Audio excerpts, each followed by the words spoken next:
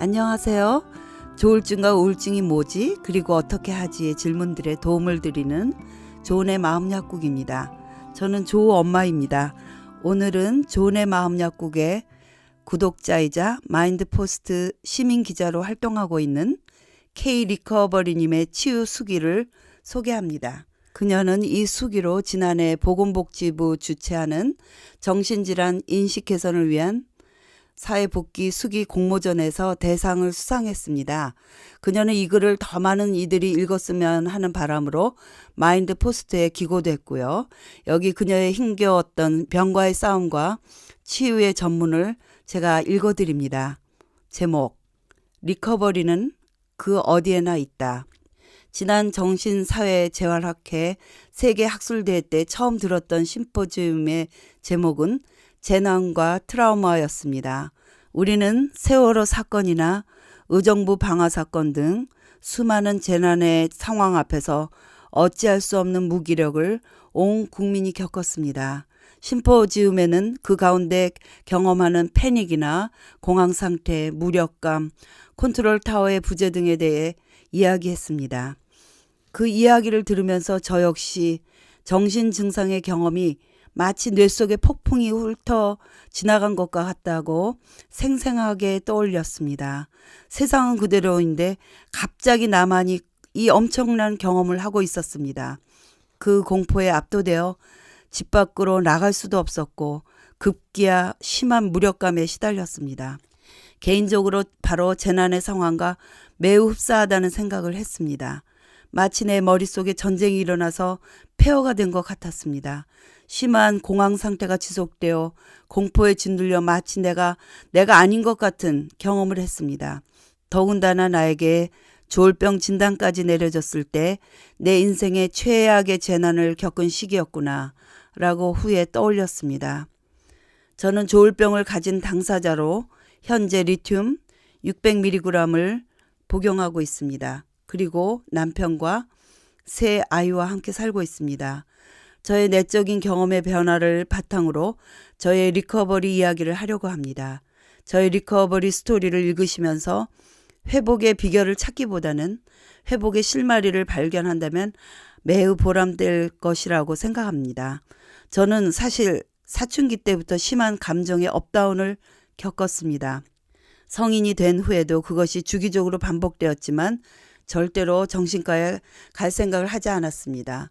왜냐하면 저희 집에 넷째 삼촌이 20대에 발병하여 평생을 정신요양원에 살고 계시기 때문입니다. 집안에서 넷째 삼촌의 존재는 금기된 인물이었습니다. 미국에서 작은 아버지들이 오시면 뭔가 작은 소리로 저희 아버지와 이야기하시며 저희들에게는 말하지 않았습니다. 하지만 저는 느끼고 있었습니다. 그분의 존재는 뭔가 안 좋은 게 있구나. 슬프지만 알고 싶지 않았습니다. 아니, 솔직히 말씀드리면 알기를 두려워했습니다.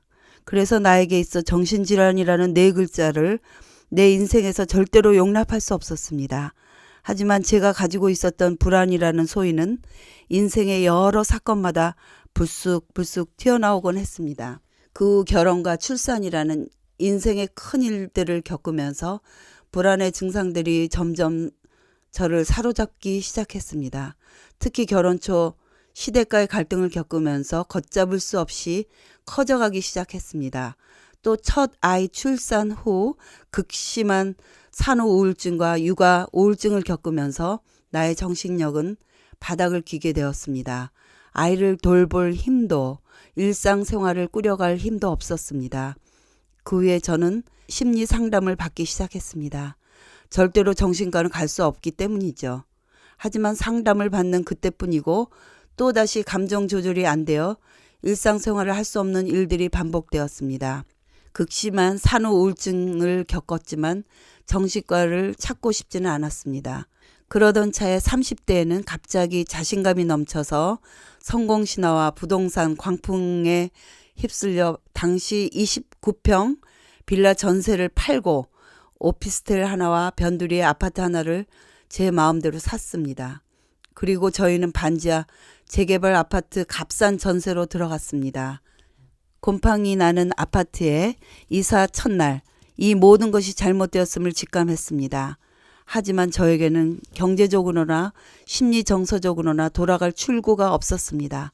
그 후 남편은 냉담해졌고 아이들은 아토피로 고생을 했습니다. 저는 어둡고 습한 아파트에서 나오지 않는 날들이 많아졌습니다. 설상가상으로 아파트 가격은 2008년 이후 떨어지기 시작했고 대출 이자와 세금 문제 등이 나를 짓눌렀습니다. 가족들과 더 이상 의논도 할 수 없었고 저는 극심한 외로움과 소외감을 겪었습니다. 우연히 주민센터에 갔는데 지역 정신건강증진센터 안내문이 있었습니다. 나의 정신건강에 대한 문제를 의논할 수 있고 더군다나 무료라고 했습니다. 그래서 처음으로 지역 정신보건센터의 문을 두드렸습니다. 사회복지사 선생님께서 고맙게도 저희 집까지 직접 찾아와 주셨습니다. 정신과 치료를 받을 것을 권유하셨지만 병원에 몇 번 나가고 약을 먹지 않았습니다. 사회복지사 선생님은 계속 만나고 싶었지만 병원에는 가기 싫었습니다. 그 후에 계획되지 않은 셋째 아이까지 낳고 체력적으로 기력이 딸리고 남편과 경제적인 문제로 갈등이 최고조에 달했을 때 어느 날 길 한복판에서 숨을 쉬지 못해 쓰러지고 말았습니다. 응급실에 가서 검사를 해보니 외과, 내과 모두 이상이 없다고 정신과 외래를 권유했습니다. 그때 공황 발작으로 본격적으로 정신건강의학과에서 약을 먹기 시작했고 진단명은 양극성 장애, 조울병으로 나왔습니다.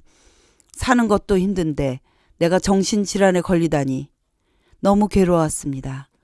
내가 정신질환에 걸리다니 어느 날 저희 사례관리 선생님이 저에게 전화를 걸어왔습니다. 안녕하세요? 요즘 어떠세요? 하고 물었습니다. 그때 저는 이렇게 대답했습니다. 네, 선생님. 저도 자살하지 않고 아이들도 죽지 않았으니 오늘 하루 잘 버텼어요. 당시 20대였던 저희 사례관리 선생님이 아무 말도 하지 못했습니다. 하지만 저는 진심으로 그런 마음으로 하루를 버텼습니다. 저는 그 시기에 이 주문을 늘 마음속에서 외웠습니다.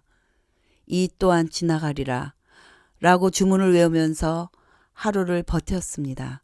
약도 처음에는 작은 알약을 삼키지 못할 정도로 거부감이 심했습니다.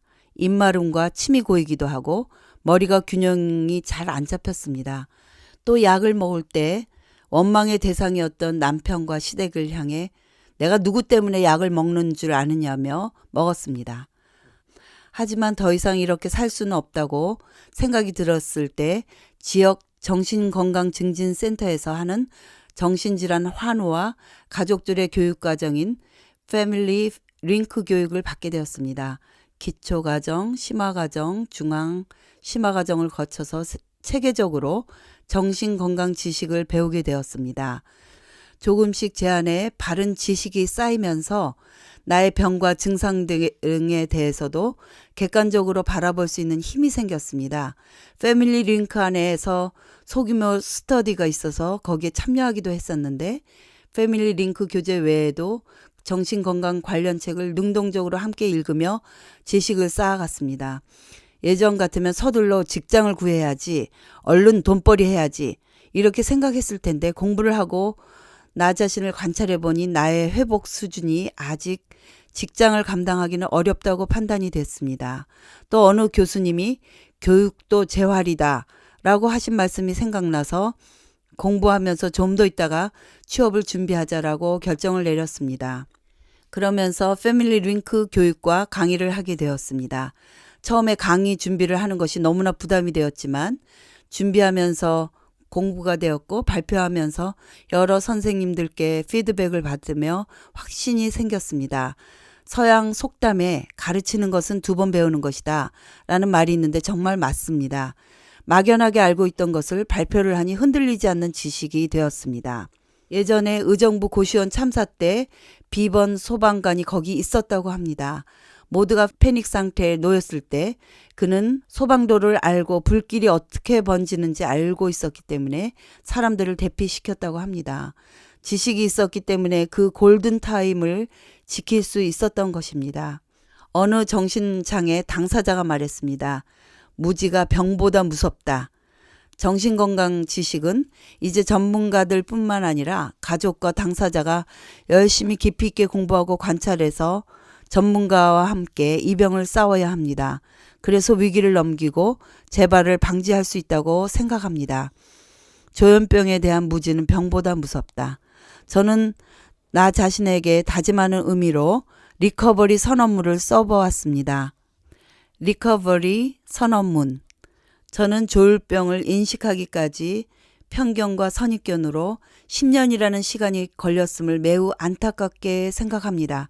하지만 병으로 인해 내가 고쳐야 될 책임 전가나 회피 반응 등 나쁜 습관과 잘못된 가치관이 있음을 알게 되어 기쁘게 생각합니다. 나는 이제 나의 병을 받아들이고 이제부터는 이전과 다른 삶을 살 것을 선언합니다. 1. 나는 매일 약을 먹어야 한다는 부담감, 환자라고 느껴지는 자괴감, 평생 약을 먹을지도 모른다는 두려움이 있지만 나의 일상을 유지시켜주는 최선의 방법이기에 내가 선택했습니다. 따라서 주치의와 상의 없이 약을 중단하지 않겠습니다. 또한 몸을 많이 움직이고 규칙적인 생활로 뇌 활동에 도움을 주겠습니다. 2. 나는 환자라는 슬픔과 수치심, 다른 사람의 시선을 두려워하는 마음보다 실수 많이 하고 증상 있는 나 역시 나임을 인식하고 격려하고 지지할 것을 선언합니다. 3. 나는 과거의 실수, 증상이 나타날 때의 모습을 부끄러워하거나 미래의 직업, 노후 등으로 불안해하기보다 지금 여기 살고 있는 나에게 집중할 것을 선언합니다. 4.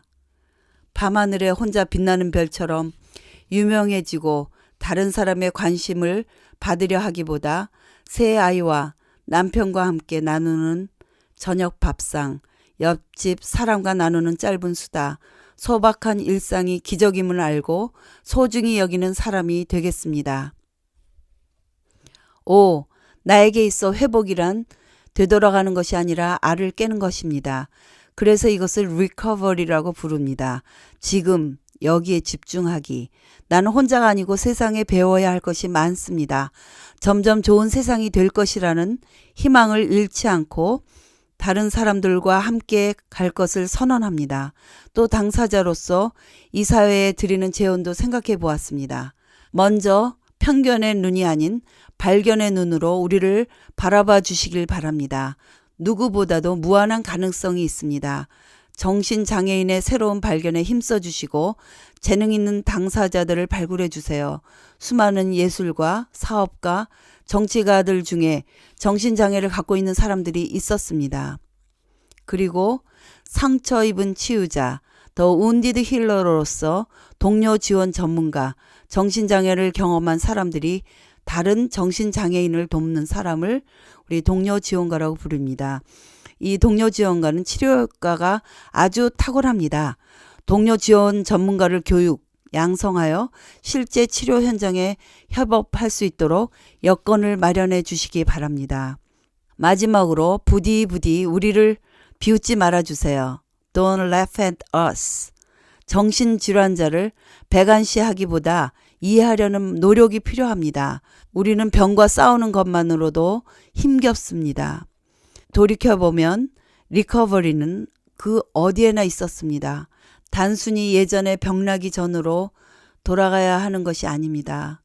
불안에 압도되어 당장 하루 앞을 알 수 없는 인생길을 걸을 때도, 정신 건강에 대한 지식이 없어서 이리저리 치료법을 찾아 헤맬 때에도, 지루하리만큼 평범한 일상에도 너무나 무기력하여 바지 하나 입을 힘조차 없을 때에도, 가족들 가운데에서 소외감으로 몸서리 쳐질 때에도, 당사자 동료의 변한 모습에 감동할 때에도, 나의 작은 변화에도 기뻐하며 칭찬하는 전문가 선생님들 눈빛에도 리커버리는 그 어디에나 있었습니다.